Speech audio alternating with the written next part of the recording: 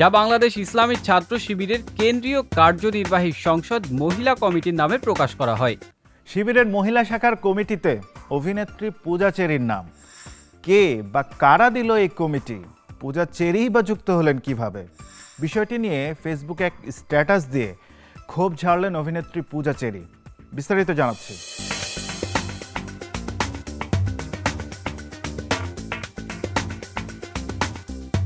10 December মঙ্গলবার সামাজিক যোগাযোগ মাধ্যমে একটি ভুয়া তালিকা ভাইরাল হয়, যা বাংলাদেশ ইসলামী ছাত্র শিবিরের কেন্দ্রীয় কার্যনির্বাহী সংসদ মহিলা কমিটির নামে প্রকাশ করা হয়।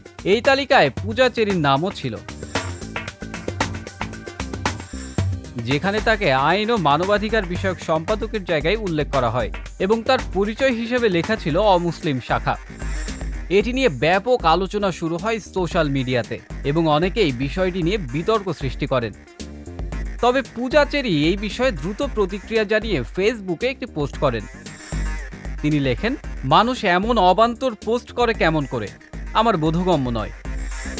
সাধারণত কোনো হিউমার নিয়ে মাথা ঘামায় না, কিন্তু আজকের গুজব নিয়ে কথা বলা জরুরি।